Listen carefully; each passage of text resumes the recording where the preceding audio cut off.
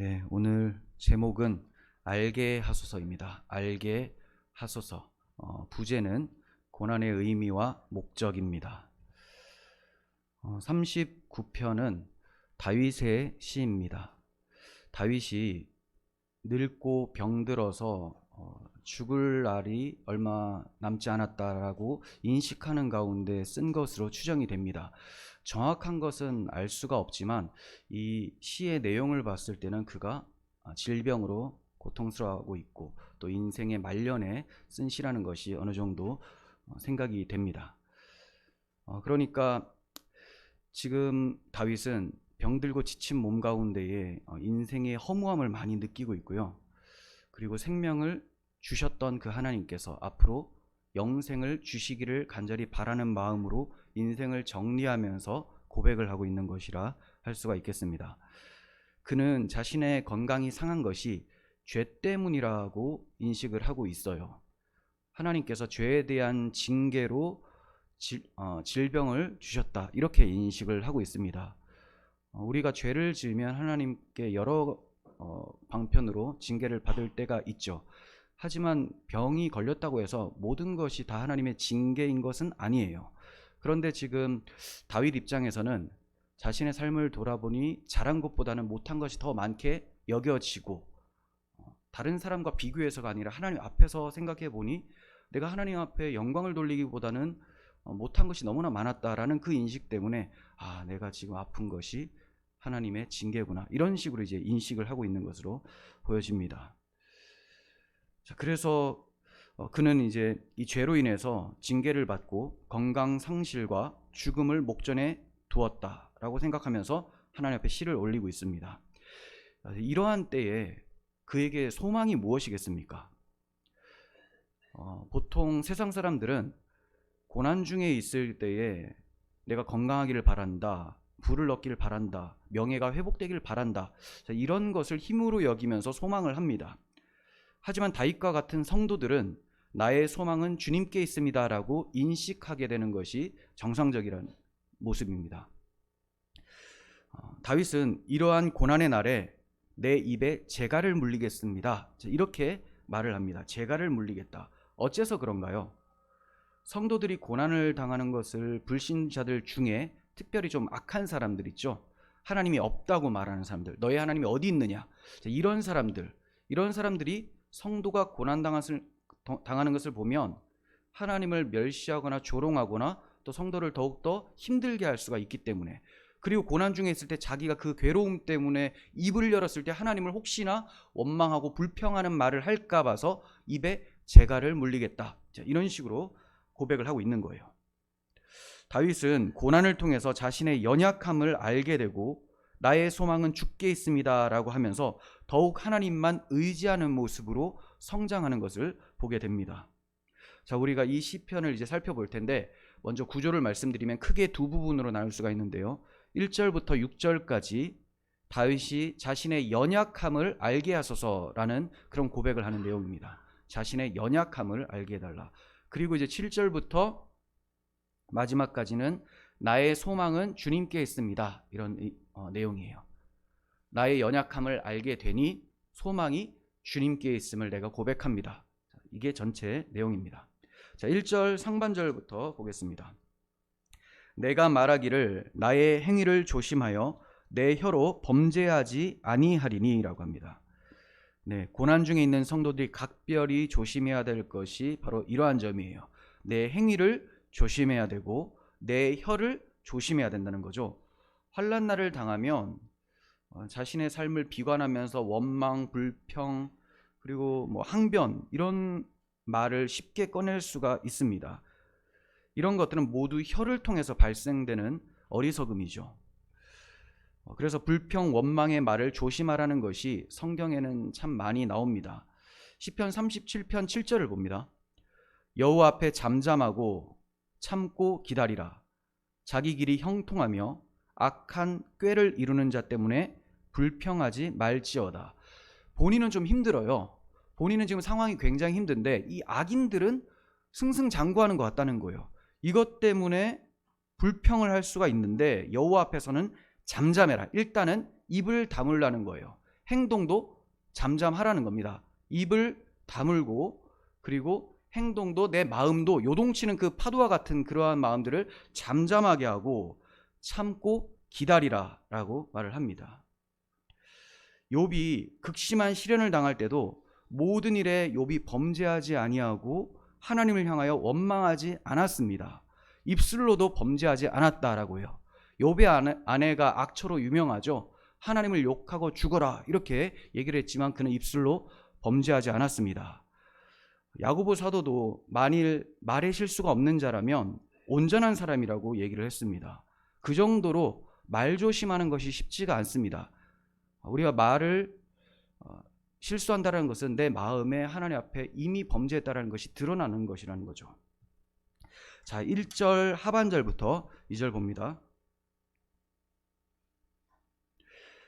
악인이 내 앞에 있을 때 내가 내 입에 재갈을 먹이리라 하였도다. 내가 잠잠하여 선한 말도 하지 아니하니 나의 근심이 더 심하도다. 네. 악인이 앞에 있을 때 재갈을 먹이겠다. 여기서 악인이라는 것은 하나님이 없다고 말하는 사람들을 가리킵니다. 성도를 조롱하고 박해하는 사람들. 어째서 악인 앞에서 입에 재갈을 물려야 되겠다 이렇게 말을 합니까? 내 흔들리는 모습, 불평하는 말로 인해서 하나님께 모독을 돌릴 수가 있기 때문에 그렇다는 거죠. 스펄전 목사님이 이렇게 설교를 했어요. 고난을 당할 때 침묵해야 되는 것이 당연한 자세입니다.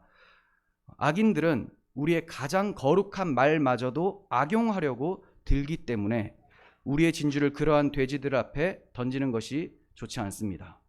만일 제가 10병에 걸린다면 그것을 이웃 사람들에게 퍼뜨려야 할 이유는 전혀 없을 것입니다. 마찬가지로 만일 내 영혼의 배가 질병에 걸린다면 나는 내 마음을 격리시키고 건강하다는 증명서를 받기 전까지는 말이라는 보트를 해안으로 내보내지 않을 것입니다. 자, 쉽게 말하면 내가 질병에 걸렸을 때 이웃 사람들한테 나 걸렸어요, 나 아파요 다 얘기하고 다니지 않잖아요. 그리고 그럴 이유도 없습니다. 마찬가지로 영혼의 질병이 걸렸을 때 내가 낙심이 되어지고 괴로울 때 이때 나 하나님 때문에 너무 힘들어 죽겠다, 내 신앙이 너무 괴롭다, 내 마음이 힘들다, 자, 이런 얘기를 계속 해야 되느냐? 그럴 필요가 전혀 없다라는 겁니다. 오히려 위험하다라고 얘기를 하고 있는 것이죠. 그럼에도 불구하고 함부로 말을 하게 되는 이유가 무엇일까요? 재갈을 물릴 만한 훈련을 평상시에 하지 않았기 때문에 그래요.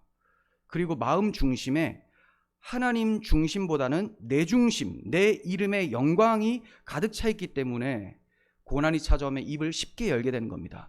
하나님을 생각하지 않고 지금 내가 죽겠으니 입을 열겠다.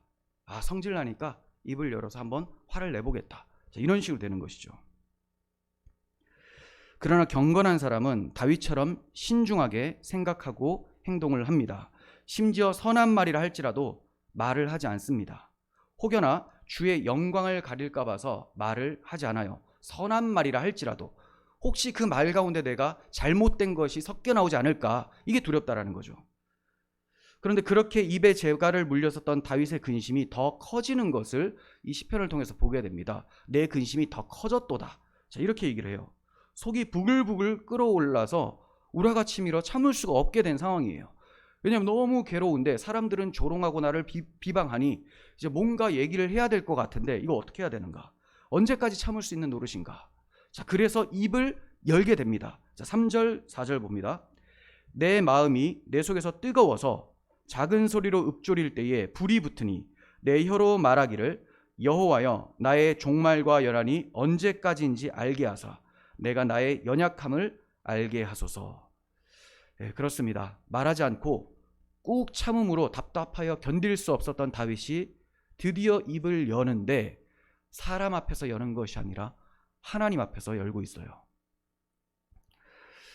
성도는 답답할 때 사람들한테 이렇다 저렇다 막 말을 하는 사람이 아니라 하나님께 간구하는 사람입니다.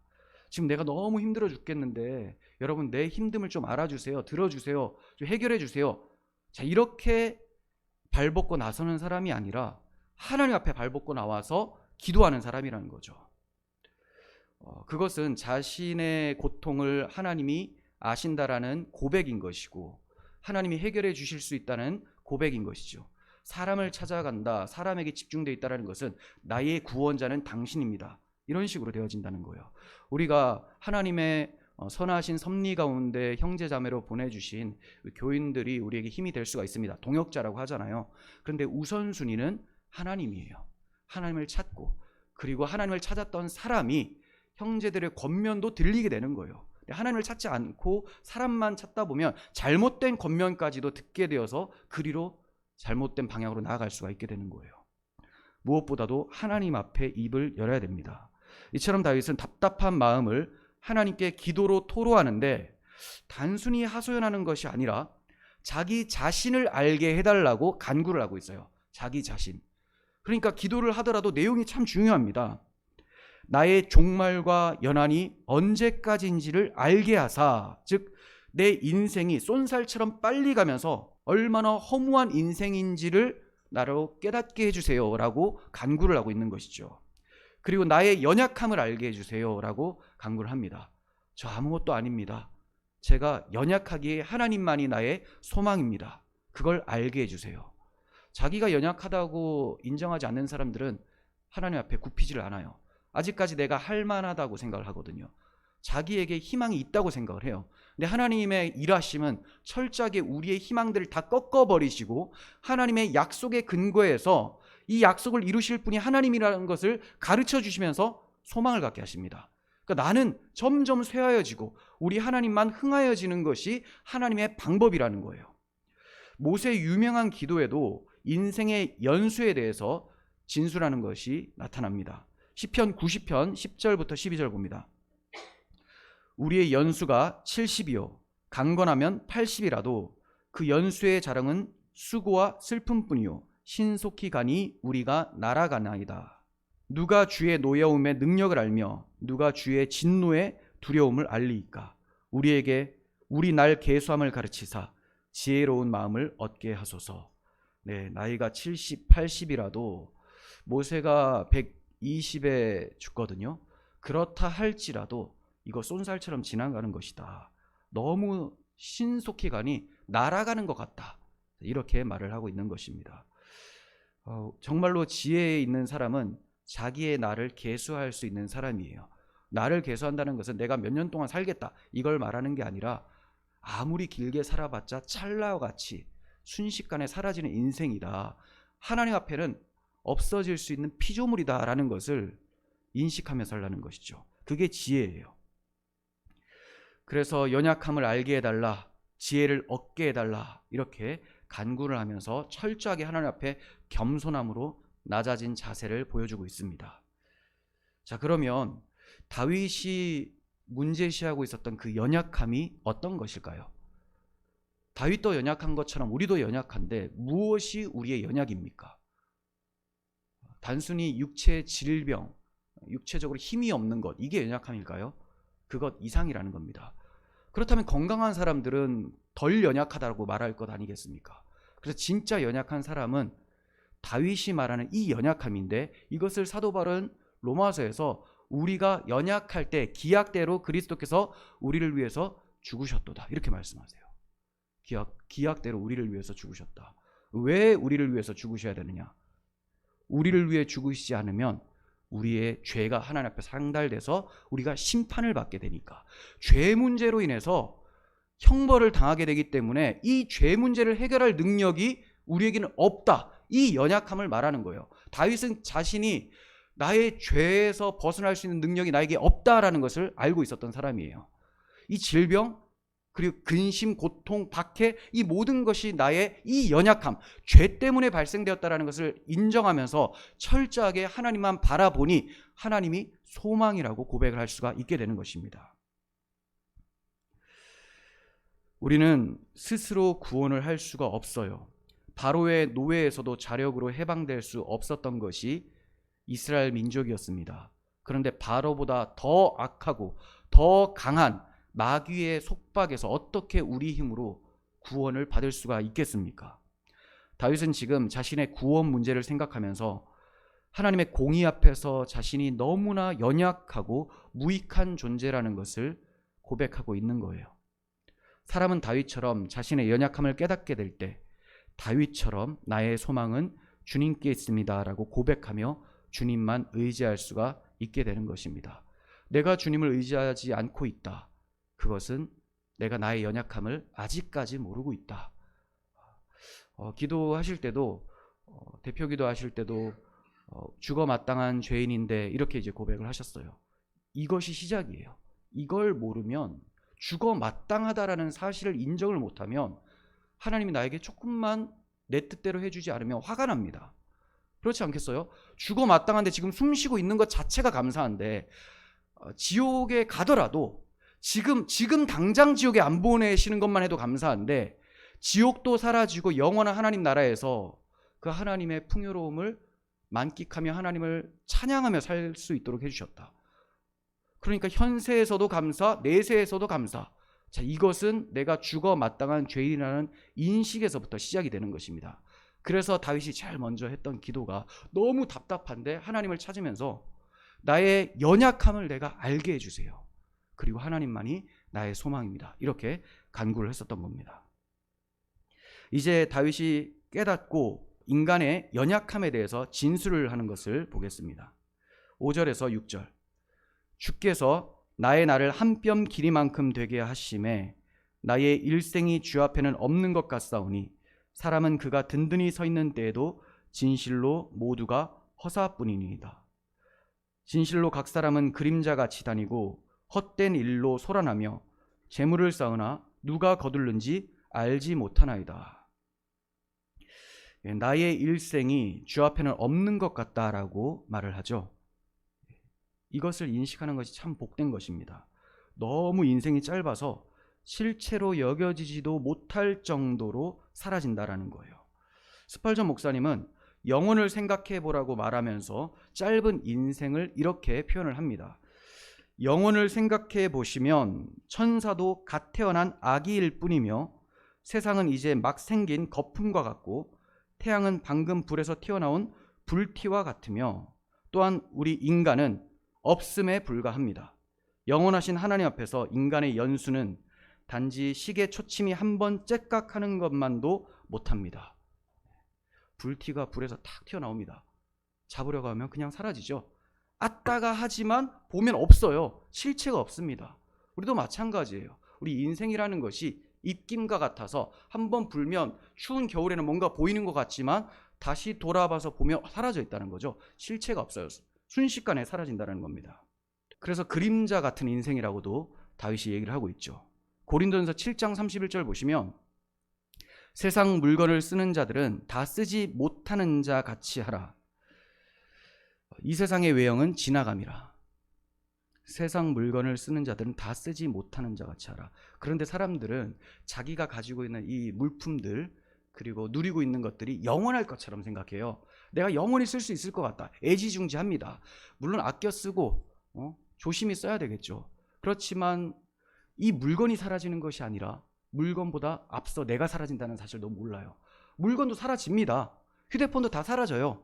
그런데 내가 먼저 사라질 수 있다는 사실을 간과한다는 거예요. 그래서 세상 물건을 쓸 때 다 쓰지 못하는 자라는 것을 기억하라. 이 세상의 외형은 지나갑니다. 물건도 지나가고 나도 지나가고. 야고보서 4장 11절 보시면 내일 일을 너희가 알지 못하는도다. 너희 생명이 무엇이냐? 너희는 잠깐 보이다가 없어지는 안개와 같다. 이렇게 말씀합니다. 그리고 다윗은 누가 거둘는지도 알지 못한다고 고백을 하죠. 자기가 열심히 수고를 해도 누가 거둘는지를 알 수가 없어요. 주님께서도 어리석은 자여 오늘 밤에 내 영혼을 도로 찾으리니 그러면 내가 준비한 것이 누구의 것이 되겠느냐라고 말씀하셨습니다.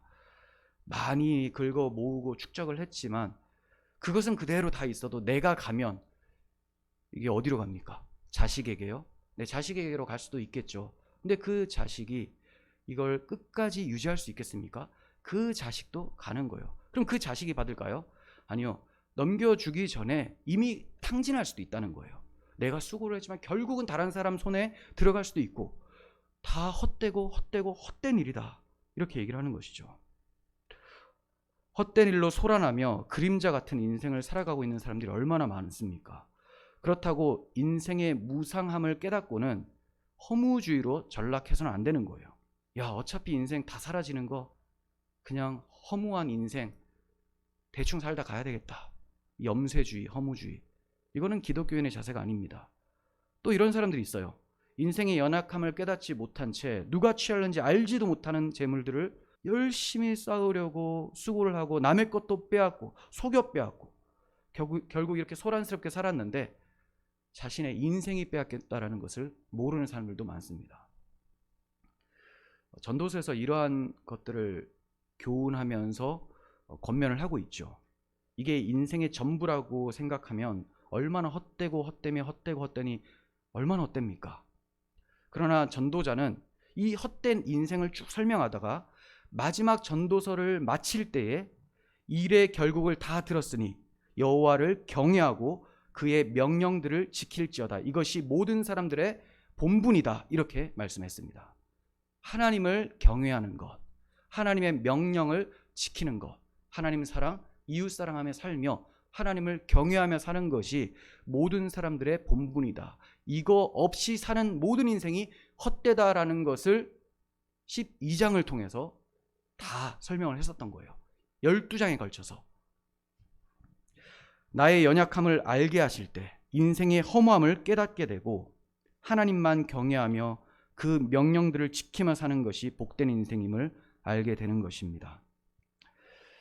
자신의 연약함을 알게 된 다윗은 주님만이 소망임을 고백을 합니다. 7절을 봅니다.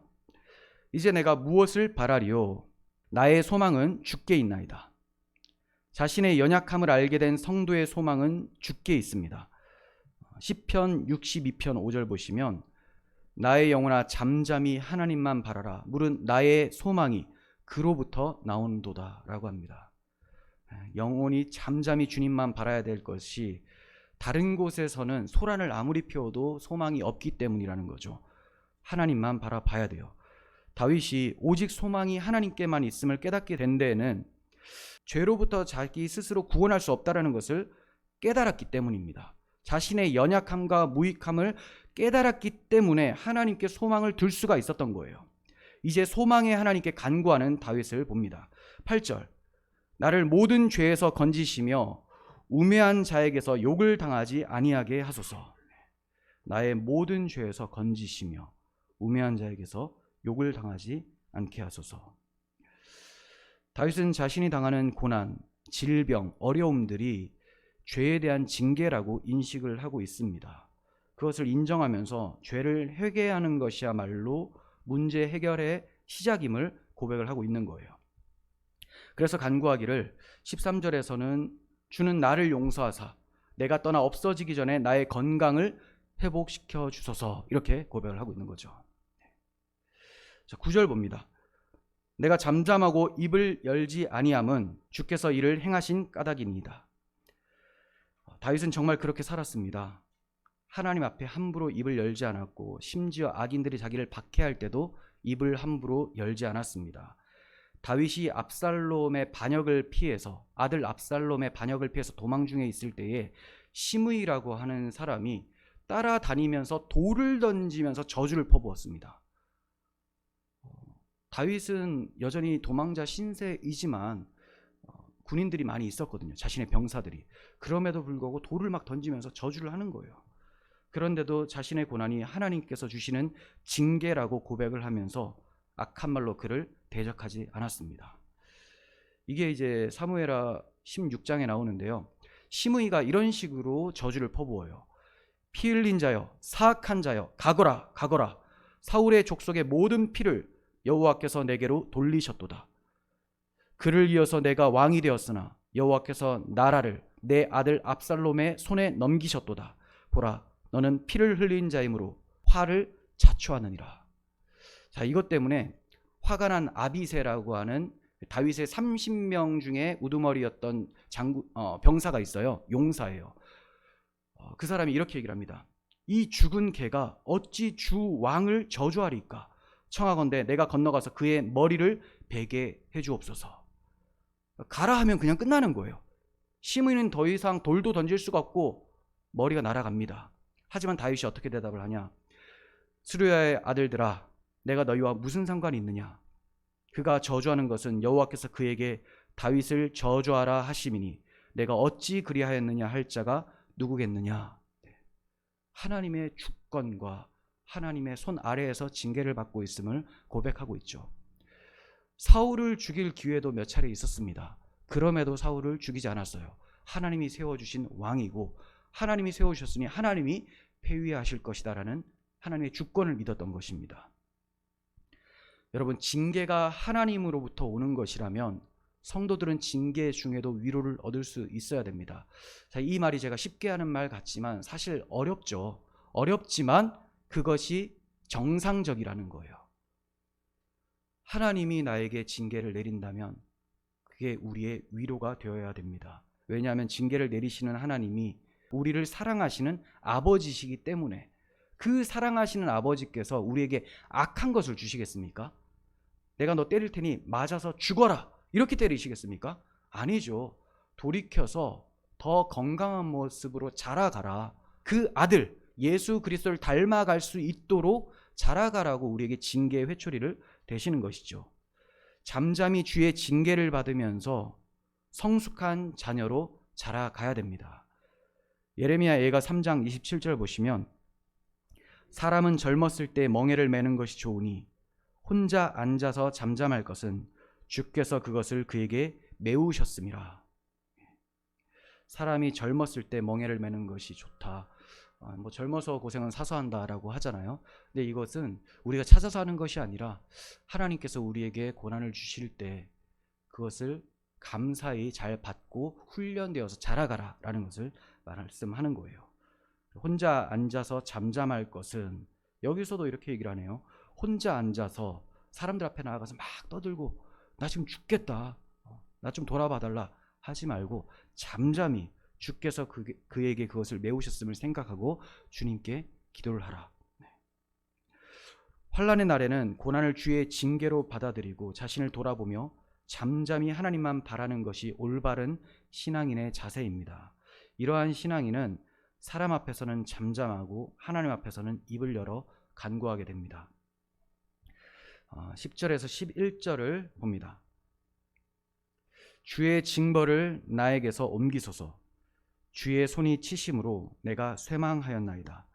주께서 죄악을 책망하사 사람을 징계하실 때 그 영화를 좀먹음같이 소멸하게 하시니 참으로 인생이란 모두 헛될 뿐입니다.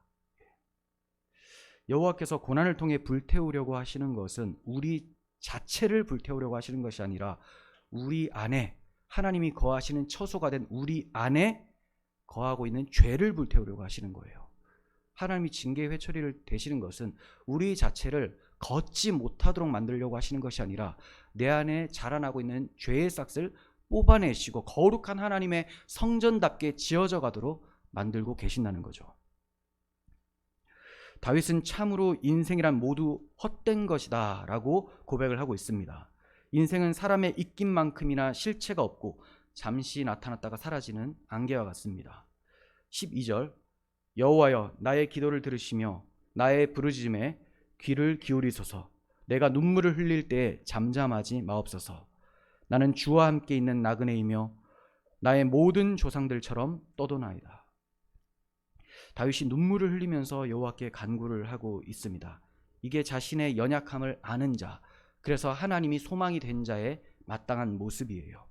그리고 다윗은 어째서 자신을 가리켜서 나그네요 떠도는 자라고 말을 하고 있을까요? 다윗의 조상들도 땅에서는 외국인과 나그네처럼 살았습니다. 아브라함이나 이삭이나 야곱도 그러한 삶을 살았었죠. 베드로도 성도들을 가리켜서 거류민과 나그네라고 표현을 했습니다. 그래서 자신도 그의 조상들처럼 거류민과 나그네처럼 살아가고 있는 거예요. 비록 궁전이 있을지라도 이 궁전이 나의 집이 아니다. 내가 돌아갈 곳은 하나님의 언약이 있는 하나님 나라다. 이것을 생각하면서 겸손함으로 하나님께 구하고 있는 것이죠. 여러분들은 자신을 나그네요, 거류민으로 생각하며 사십니까? 그렇다면 우리가 살펴본 대로 이 세상의 물건들을 쓸 때 이게 영원히 있는 것이 아니다, 또 내가 영원히 있지 않다라는 것을 인정하면서 그러한 삶을 사셔야 되겠죠. 그래서 어떤 일이 일어나도 일희일비하지 않고 잠잠히 하나님의 도움을 구하고 또 마침내 하나님께서 이르게 하실 하나님 나라, 그 나라는 쇠하지도 않고 흔들리지도 않아요. 요동치 않는 나라, 진동치 않는 나라라고 합니다. 그 나라에서 영원토록 주님을 찬송하며 사랑하는 형제들과 자매들과 함께 살 수 있다는 것, 이걸 소망하며 사는 것이 성도의 마땅한 모습 아니겠습니까? 13절 봅니다. 주는 나를 용서하사 내가 떠나 없어지기 전에 나의 건강을 회복시키소서. 자세히 보면 좀 이상해 보입니다. 방금 전까지만 해도 나그네와 떠도는 자라고 고백을 했는데, 그리고 인생이 헛되다라고 고백을 했는데, 이번에는 건강을 회복시켜 달라고 말을 하고 있어요. 마치 이 헛된 인생을 계속 좀 살게 해달라, 이런 뉘앙스처럼 보일 수도 있겠지만 그런 내용이 아닙니다. 인생 무상을 이제 알게 되었으니 조금만 나에게 호흡할 기회를 더 주시면 제대로 하나님을 경외하고 하나님을 찬양하다가 또 하나님의 뜻을 나의 삶 속에서 나타내다가 그렇게 인생을 정리하며 돌아가고 싶습니다. 돌아보니 너무 허무한 거예요. 물론 다윗이 굉장히 귀하게 살았습니다. 그럼에도 경건한 성도들은 마지막 날 주님 앞에 섰을 때에 내가 잘했죠, 이렇게 인식되는 것이 아니라 그 잘한 것은 기억나지 않고 못했던 것만 기억나고, 이 못했던 나를 안아주시는 하나님을 위대하게 생각하고 하나님이 사랑스럽게 여겨지는 거예요. 그러니까 하나님 기회만 조금 더 주시면 주님을 위해 충성을 다해 살겠습니다. 물론 또 기회를 주셔도 우리가 자주 넘어지고 또 그러한 다짐대로 살지 못하는 인생입니다. 그럼에도 주께 받은 은혜가 너무 크고 자신이 살아온 인생을 돌아보니 너무 허무하니까 어떻게든 주님의 마음에 흡족하게 해드리고 싶은 마음이 생기게 되는 것이죠. 그래서 주님, 저에게 호흡을 조금만 더 주시고 건강을 회복시켜 주셔서 인생을 정리하며 주께 영광 돌릴 수 있게 해주시옵소서, 이렇게 간구를 하고 있는 것이죠. 그러면 인생 정리라는 것이 뭘까요? 우리 모두가 다 인생을 정리하는 때가 옵니다. 근데 그 인생 정리가 꼭 마지막 때 가서 임종 직전에만 하는 것이 아니라 지금부터 해야 됩니다. 지금부터. 인생 정리라는 것은 하나님의 말씀의 뜻을 깨달은 그때부터 계속 하는 거예요. 자, 그러면 인생 정리가 무엇이냐? 은혜 입은 죄인으로서 회개와 찬송을 하나님 앞에 돌려드리는 것, 이게 인생을 재정비하고 살아가는 모습이에요. 자, 두 번째는 자녀들의 아버지와 어머니로서 자녀들에게 유익이 되는 유언을 해주면서 살아야 됩니다. 올바른 가르침을 줘야 된다는 거죠. 평생을 그렇게 잘 가르치다가 임종 직전에 정말 그들에게 유익이 되는 유언을 줘야 되죠.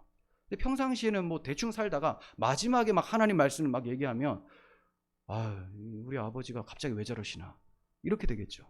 평상시에도 말씀대로 사시다가 이제 모든 것을 다 내려놓고 떠나게 될 때, 야, 나 죽으면 어떡해, 이게 아니라 죽어 마땅한 죄인인 나를 하나님께서 당신의 아들을 지옥의 형벌로 내리시고 이제 영원한 하나님 나라를 소망으로 주셨으니 아버지가 먼저 갈 테니 열심히 주를 경외하다가 너도 따라와라. 그곳에서 함께 만나 주님을 찬송하자. 이런 교훈을 주면 이제 소망을 바라보면서 기쁨 가운데 보내드릴 수가 있게 되잖아요. 그게 자녀에게 주는 가장 마지막으로 주는 복이에요. 만약에 내가 이제 임종 직전인데, 야, 나 무서워 죽겠어, 이러면 이 자녀가 신앙생활 하고 있는데 막 흔들려요. 아니, 아버지가 그렇게 열심히 신앙생활 했는데도 저러면 나는 어떡하나, 이제 난 아버지보다 못한데. 그러니까 이제 여러분들이 무섭더라도 무섭지 않기를 바라지만, 진짜 믿음이 있으면 무섭지 않죠. 근데 진짜 두려움이 찾아올 수 있습니다, 순간적으로. 그래도 자녀들에게 그거 보여주지 마세요. 그게 상처가 됩니다. 자, 그리고 이제 다윗이 왕이지 않습니까? 자신의 이제 직분이 있습니다. 왕으로서 백성들에게 유익이 되는 유언을 주면서 떠나야 되는 것. 그게 다윗에게는 인생을 정리하는 거예요. 제가 목회자니까 제가 이 목회를 내려놓고 이제 떠나게 될 때는 여러분들에게 유익이 되는 권면을 하고 떠나야 되는 것이고, 여러분들이 각자 있는 위치에서 여러분들이 다 영향력이 있어요. 내가 뭐 영향력 없는 사람인데요? 그런 사람 없습니다. 누구에게나 조금이라도 다 영향력이 있어요. 그런 사람들에게 좋은 선한 영향력을 보여줄 수 있도록 남겨주고 가는 거예요. 그게 인생을 정리하는 것이죠. 하나님께, 자녀들에게, 그리고 내가 처한 환경 가운데 영향받고 있는 모든 사람들에게. 지금까지 우리는 다윗이 자신의 연약함과 인생의 헛됨을 알게 되어서 소망을 오직 하나님께 둔다는 고백을 살펴보았습니다. 그가 어떻게 이러한 교훈을 얻게 될 수 있었습니까? 자기의 연약함을 깨닫게 되었기 때문에. 무엇을 통해서? 고난을 통해서. 고난이라는 것이 참 없기를 바라지만 저도 그렇고 여러분들 다 그럴 거예요. 고난이여 오라, 누가 그럽니까? 근데 여러분들이 고난을 바라지 않아도 고난은 하나님의 아주 좋은 교육용 도구이기 때문에 각자 다 찾아옵니다. 난 살면서 한 번도 고난이 없었어 라는 사람은 없어요. 각자의 다 고난이 있죠. 이 고난을 하나님 앞에서 내가 누구인지를 잘 알고 하나님이 어떤 분인지를 잘 알게 된다면 많은 유익을 받으면서 통과하게 될 거예요. 다윗은 이 시를 시작하면서 사람 앞에서는 자신의 입에 재갈을 물리겠다라고 얘기를 했지만 이 시를 마치면서는 하나님께 기도하면서 마치고 있습니다. 그렇습니다. 우리가 고난을 통해서 인생이 무엇인지 소망이 무엇인지를 깨닫게 되었다면 어디에서 입을 닫아야 되고 어디서 열어야 되는지를 알게 됩니다. 우리의 입술을 하나님 앞에 나아가서 기도하면서 예배하며 찬송하면서 말씀에 화답하면서 그렇게 여시면서 여호와를 경외하며 모든 사람의 본분대로 살아가는 우리 모두가 되었으면 좋겠습니다. 기도하겠습니다.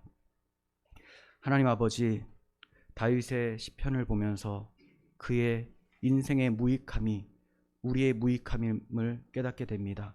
그가 이것을 깨닫고 하나님만을 소망두며 하나님께 간구했었던 것처럼 하나님, 시련이 찾아올 때, 고난이 우리를 짓누를 때 그 짓누름만 생각하는 것이 아니라 짓누르고 계시는 하나님의 사랑의 팔을 생각하게 하사 일어나게 하시고 소망 중에 하나님으로부터 위로받으며 이 고난을 잘 통과하며 더욱 성장하는 저희들이 되게 하여 주시옵소서.